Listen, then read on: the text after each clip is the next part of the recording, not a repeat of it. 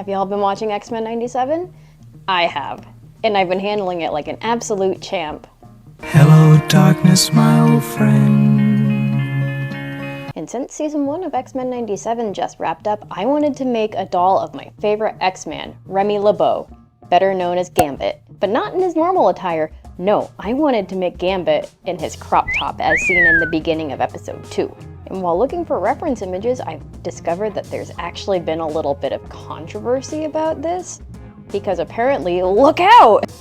That was a little too much. Apparently, look out! He's too handsome in that crop top.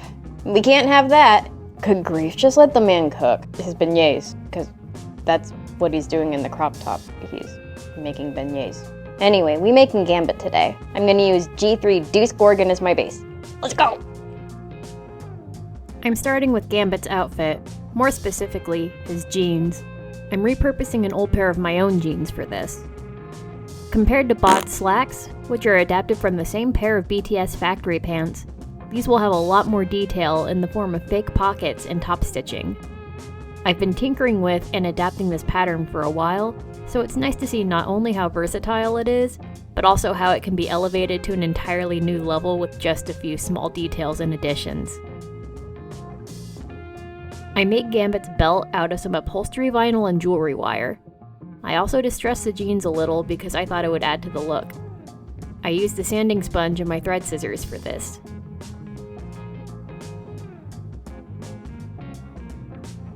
Gambit's shoes aren't visible while he's wearing the crop top, so I painted these BTS sneakers to go with the outfit. I also added a pop of Gambit's signature hot pink to the shoes as an accent.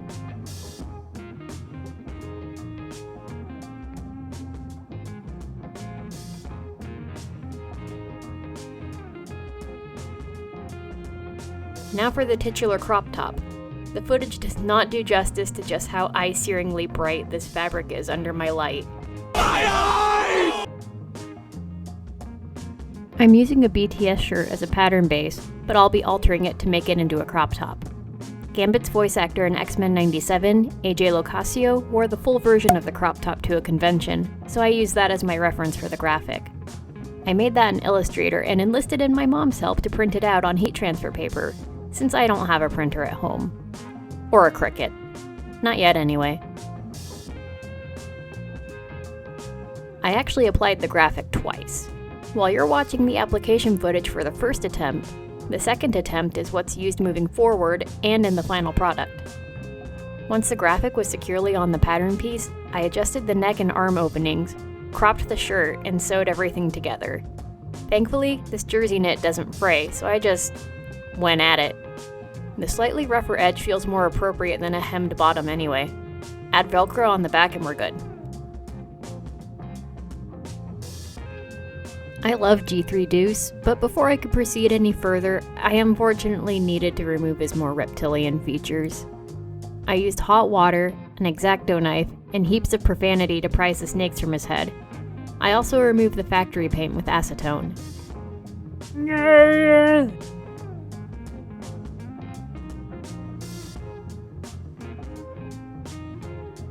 Once he was all clean, he got a layer of Mr. Super Clear so I could give him a more human skin tone.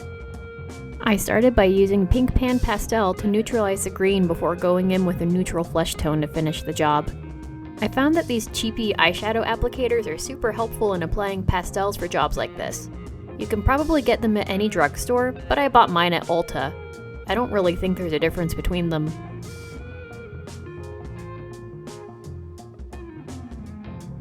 Once everything was consistent, I took the time to shade and blush the body and head.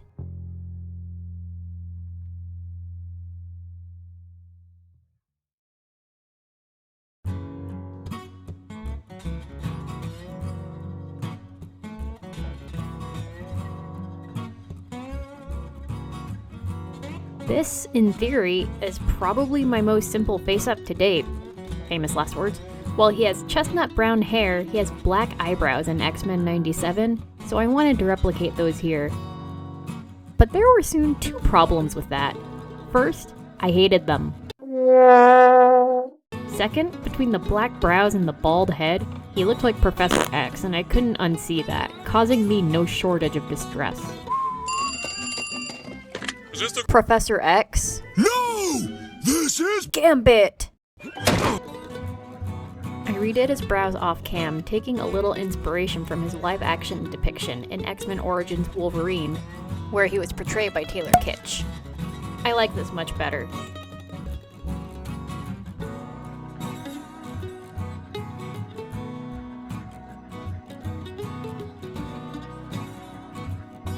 His eyes are pretty simple, with black sclera and red irises.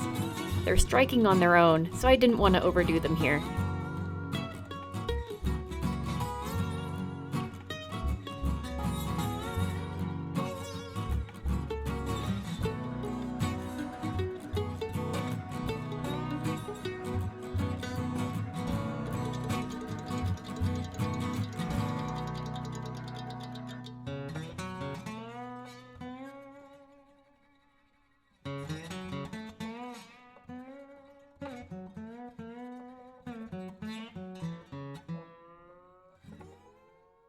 Before I could reattach the head, I needed to add some details.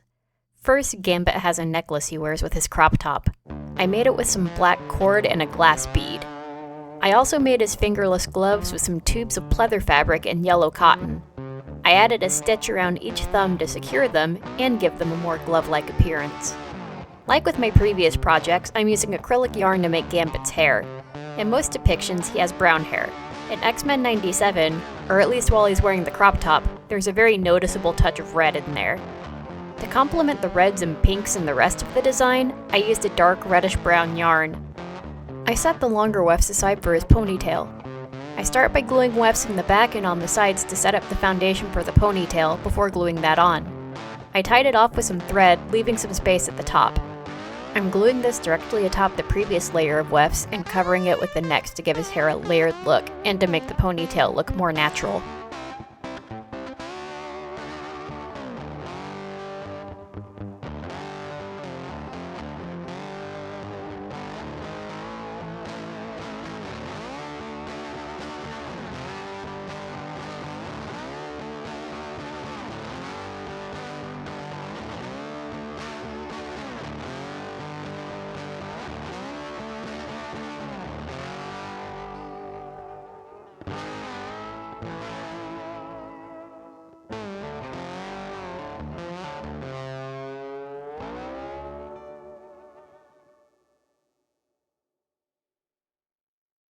Off-cam, I glued the remaining wefts for the top of his head.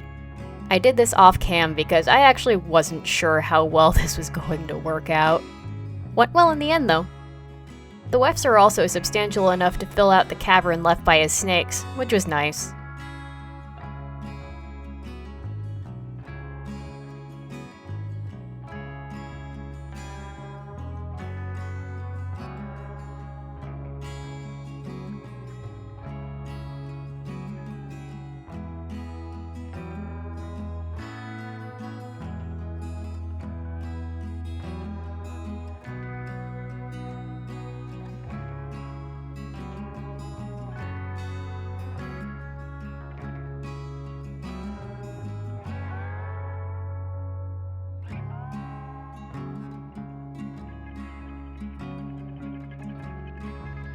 Trim and style, and Gambit is ready for his debut.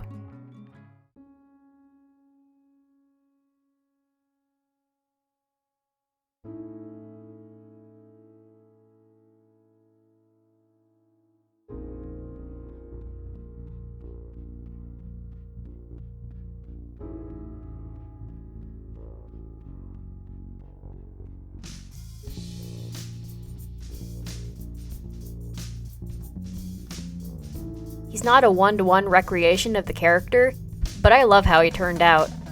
Y'all probably know by now how much I love working on male dolls, so it was a lot of fun to make another one of my favorites.